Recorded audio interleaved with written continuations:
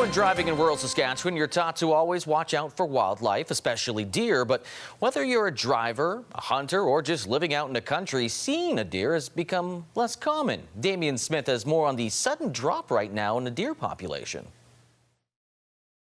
The deer population in Saskatchewan has dropped over 50% since 2021, caused in part by harsher winters and the presence of chronic wasting disease, also known as CWD. It is a neurological disease which leads to weight loss, poor coordination, and eventual death in cervid populations.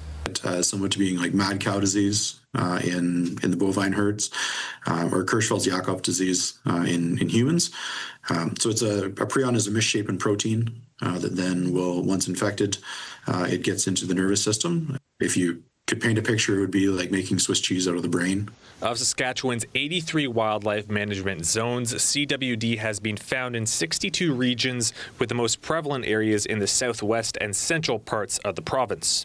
It's 100% fatal. So once they're infected, it's a matter of time before those deer population, or the deer that is infected, eventually succumbs to the illness. In the 2024-25 year, the government of Saskatchewan received 2,258 submissions to the CWD Hunter Surveillance Program.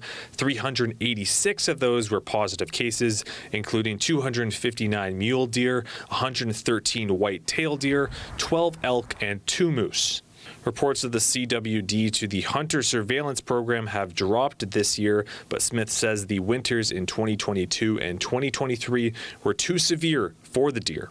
It's a similar situation to over a decade ago. Experts found that it takes multiple mild winters to rebuild the deer population. We had a series of three to four really hard winters where we had late snows, freeze-thaw cycles, and those are always hard on the deer population. After that, it took about 10 years to rebuild. No cases of CWD have been reported in humans. However, before consumption, it is recommended that hunters send the meat to the lab for results before consuming. Damian Smith, CTV News, Regina.